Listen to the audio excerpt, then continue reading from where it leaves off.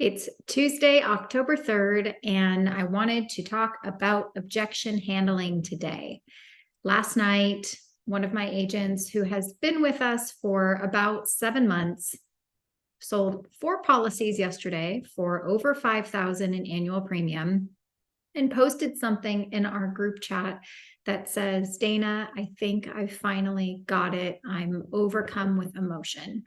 I'm sharing that because I think that the expectations that some new agents have when they get into this business is that all they have to do is follow a script and the sales will come. And unfortunately, the sales process is just not that simple. In fact, it's taken this particular agent months after months after months of struggling to finally get to the place where she feels like she can take control of every single call that she gets. And the very last sale of the night, last night, was a call where she spent probably a good 20 to 30 minutes in objection handling at the end. Now, the reason that I want to share the end of this call with you today, is because too many agents also give up too early. They get the objection, they try to overcome the objection, they can't overcome the objection, and they schedule the follow-up. What I'm trying to teach my agents, and what I'm hoping I can try and teach you through this virtual world of YouTube, is that you can't do that. You cannot give up. You have to challenge yourself to be better. You have to challenge your customers to make a change. And the only way we can do that is to go for a decision.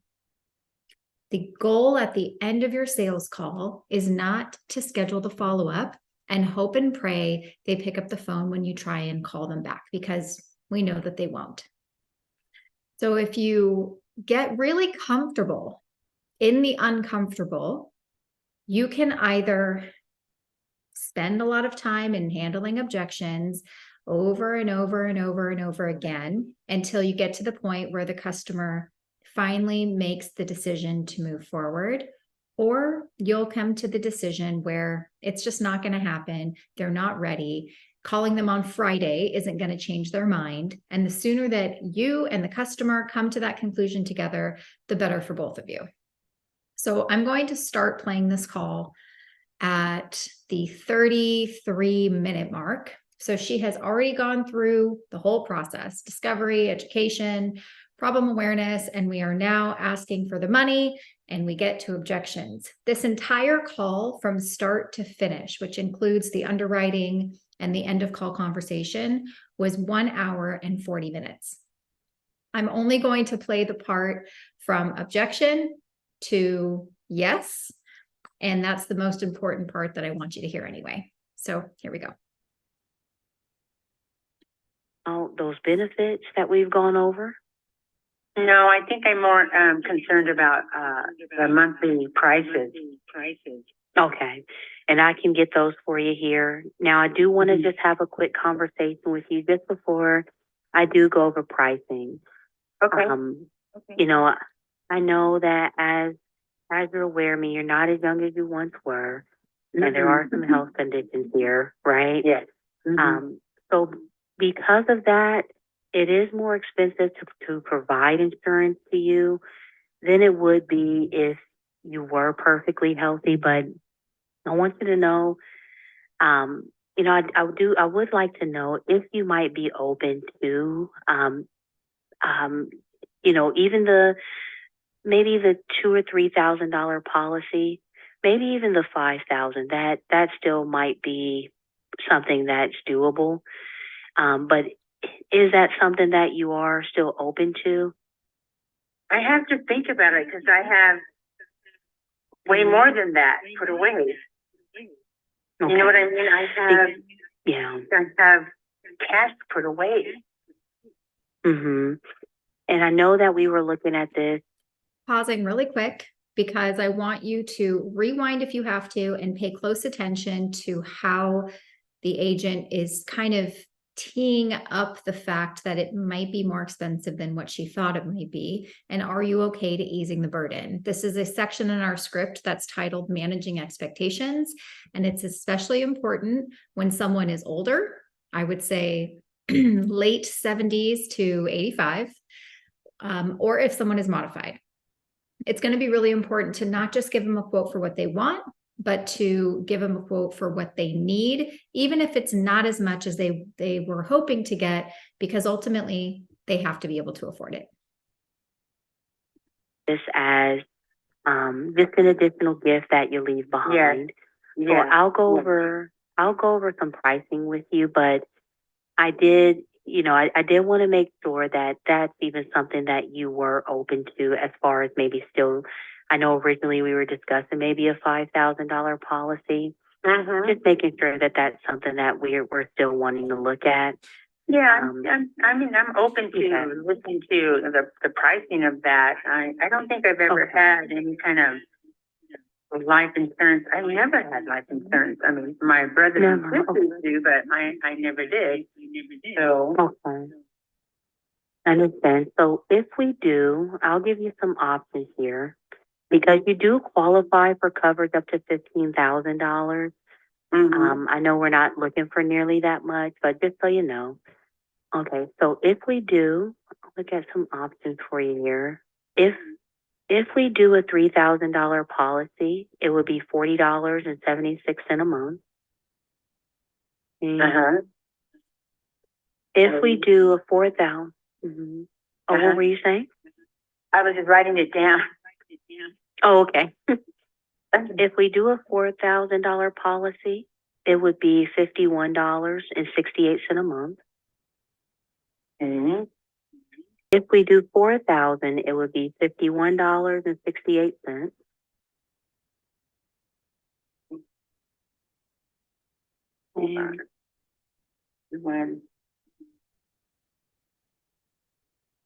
Okay.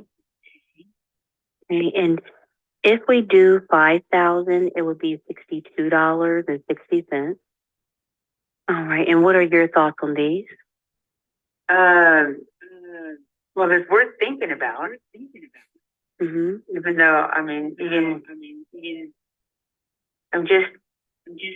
it's worth thinking about. The one thing I could do is I could do one of the, if I have Social Security says I can go ahead and work part-time for my old boss.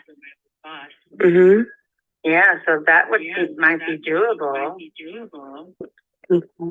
Do you think that if you were to refrain from working for your old boss, do you think that it would be affordable if you wanted to do?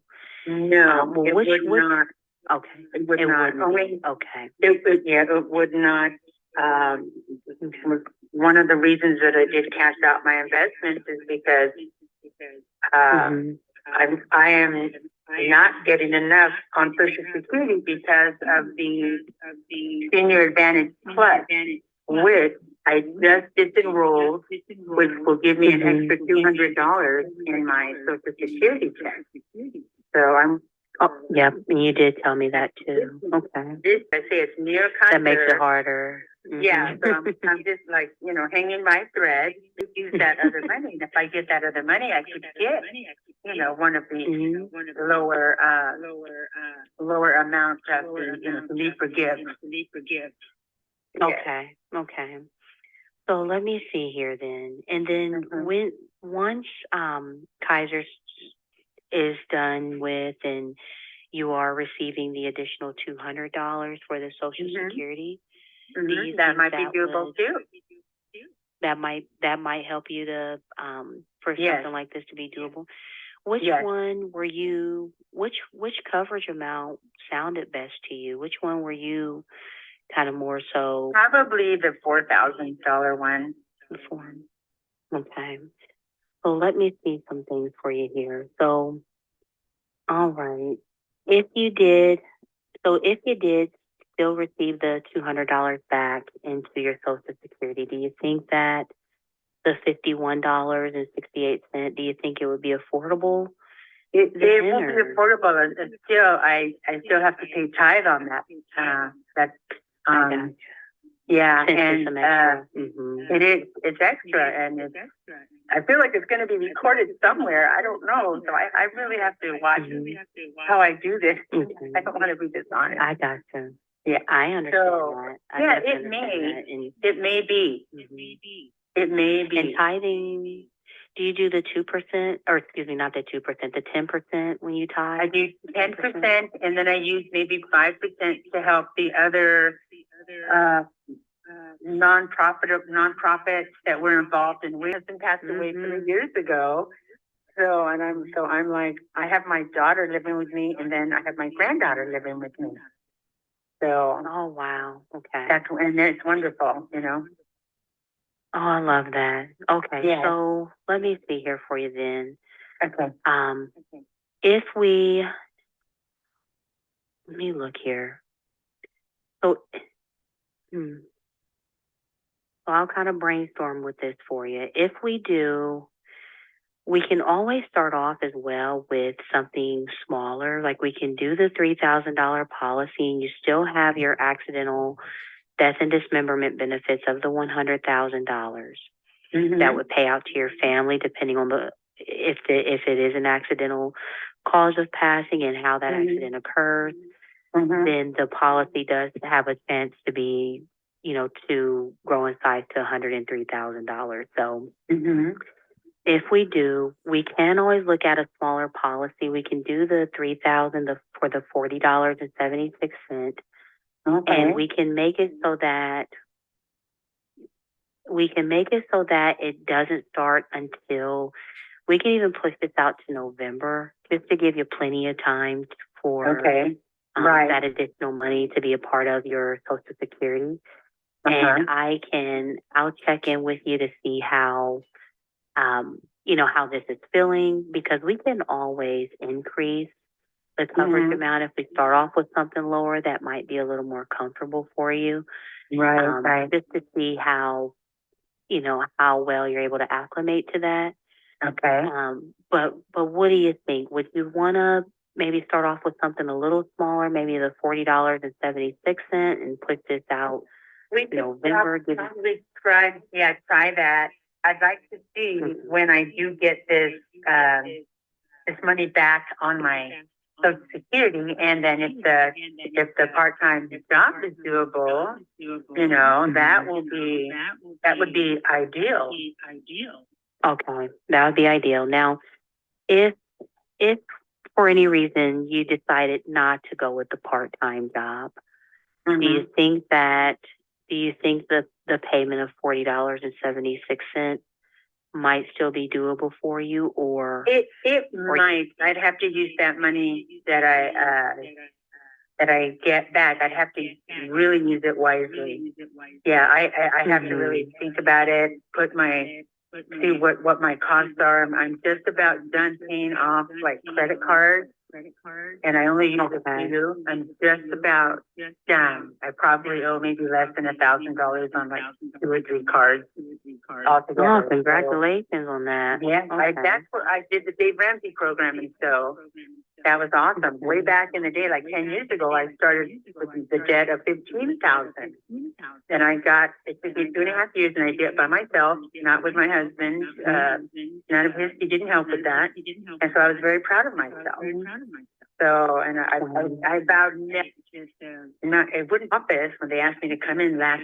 Right, in case it does take a little more time or anything like that, or you end up going with this part-time job, we can push your first payment out to November 10th for you and have your policy so that it doesn't start until November.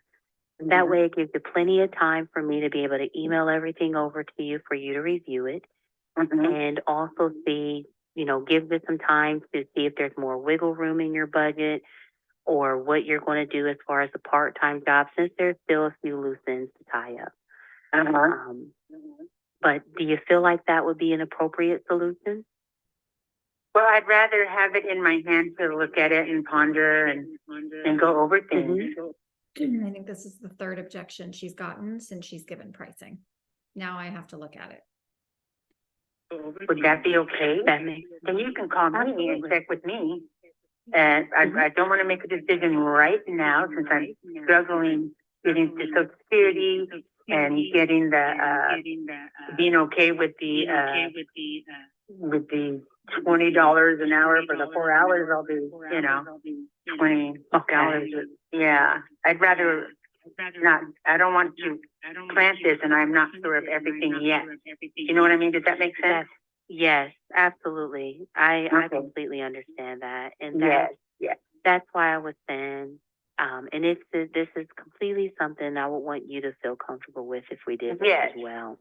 Right. And that's why I was saying if we do push the start date out to November 10th, it gives us plenty of time to make sure we have something solid in place. And, you know, that way you're able to, you know, speak to Social Security, make sure that if you do go with this part-time job, it's not going to affect anything. So I know there's still some things that you have to get figured out. Yes. But, And it's all financial. That's why, of course. all financial, of course. Yeah. And that's why I was saying if we do have just a contingent start date of November 10th, at least it gives us plenty of time for you to be able to get more of an idea of what it is that you would want to do. And only thing that we would do today with the application is fill it out to make sure you're approved and not even have your coverage start to November 10th. That way, if you have to make any changes to it or even decide that it's, you know, you need either a lower coverage amount or you want to increase it, then you'd always be able to reach out to me and let me know what it is that you want to do for sure. And that'll allow me to email everything over to you for your review as well. Okay. But can I review it before I say it's going to be? I mean, I could do it within like Fourth objection. a couple of days. And never give them a couple of days, because really, what is going to change between now and a couple days from now? We already know that the core objection is she's just worried about not being able to afford it. So that's not going to change in a couple of days. So you cannot be okay with that. So yeah, you're definitely, so this will give you time to review it all before anything were to even go in, plenty of time before anything were to even go into effect. And if you know, as you review it, if you decide you want to make any changes or you just can't do it just because of financial obligations. So, yeah, because of financial obligations, then I can always, you know, just close it out for you if we needed to. So I actually just texted you my information. So now you'll have my personal number and you'll always be able to reach out to me. You don't have to go through multiple people or anything like that. You'll always be able to come. Okay, that's good. That's good. You'd always be able to communicate with me. Okay. Do you feel like that would be an appropriate solution? No, I'd rather look at it on the Fifth objection.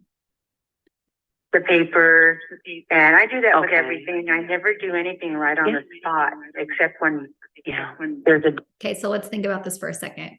She's had affordability objections 2 or 3 times. Then a couple of days, I want to think about it and see it for a couple of days. And now number 5 is I don't make decisions on the spot. This is good. That you could put draft on it so nobody will touch my stuff, you know. I'll just print it out and mark whatever and it'll have the information, you know, the information we talked about, you know, regarding, you know, death, accident or natural causes.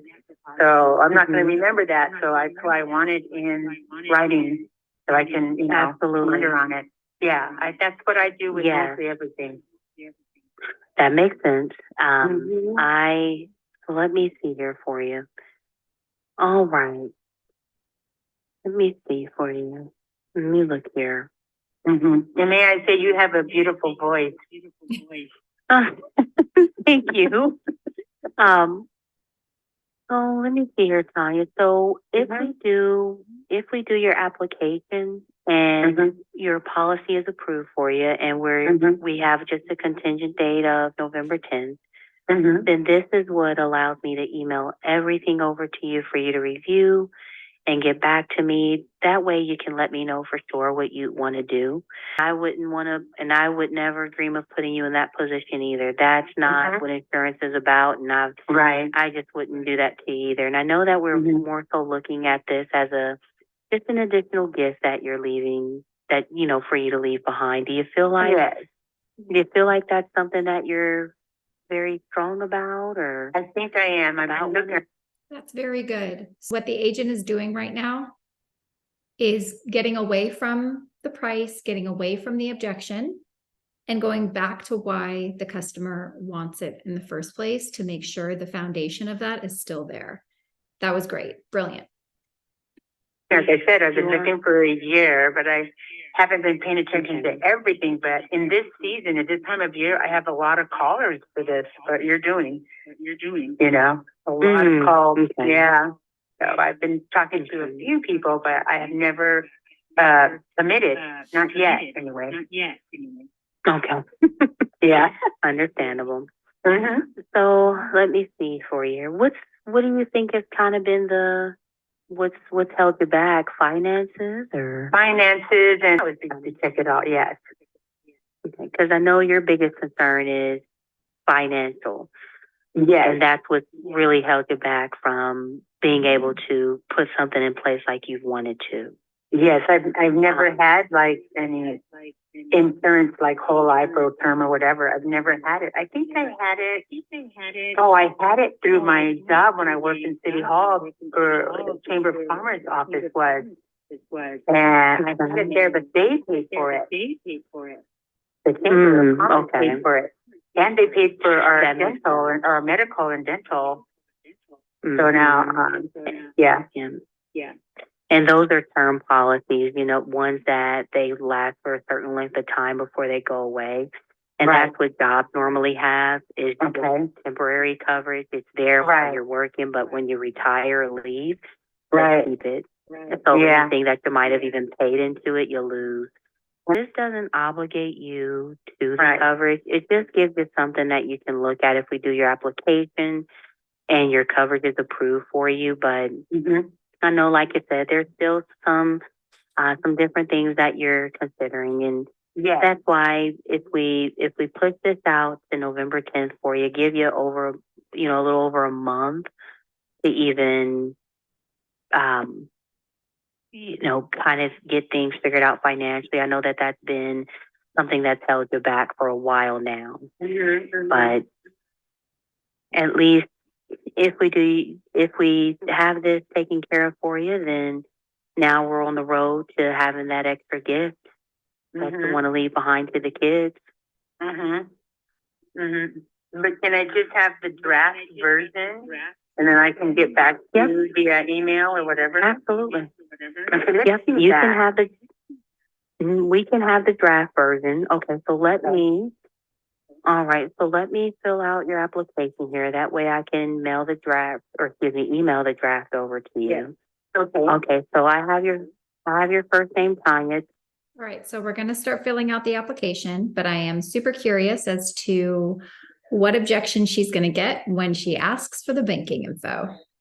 So I have their routing number as 3222. Is that what you have as well for you?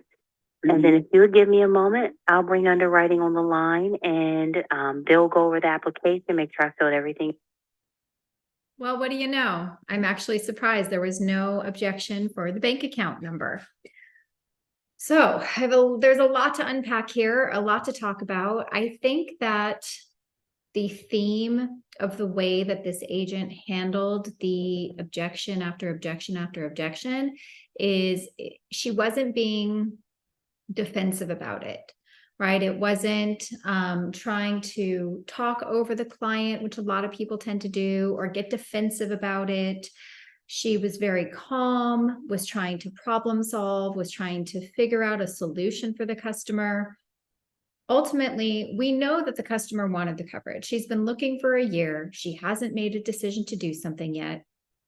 And what I really liked is that she kept going back to, now let's pretend you don't get this job. In lieu of the job, is this something that you can figure out to make work? and ended up choosing kind of the slightly smaller option so that she can put this protection in place for her family. Overall, this was a 10 out of 10 call as far as a perfect lesson on not giving up, not taking your first no. In fact, this was 5 no's, possibly even 6. I think I lost track, to where you just cannot stop. You cannot give up after your first no. You have to keep going until there's a decision that has been made to either move forward with the application or not. And I can almost guarantee that if this agent would have let the applicant go, chances of them getting back on the phone again would have been slim to none, because the emotional response of wanting to make a change and putting that protection in place will be gone, right? There will be no more sense of urgency. The peak of that decision is going to fizzle away. Life is going to come in and interrupt the process, and she's going to put it on the back burner once again. And because none of us have a crystal ball, we don't know. Anything could happen to this customer at any time. And if we fail to do our job and encourage people to do what they know they should do, there's a chance that she could pass away with no protection in place for her family. And whether or not she ends up keeping the policy, there's nothing we can do about that. All we can do is our best to try to submit as many applications in the right way as possible and hope that the customer sees enough value in it to keep it. Thanks for watching. I hope you enjoyed it. I hope you learned something. Ultimately, do not stop after your first or second or third objection. Keep going. Go for a decision. Don't go for the follow-up. My name is Dana Neeson. If you like this video, please give it a like. Please post a comment. Thank you so much for all your support, and I'll see you on the next video.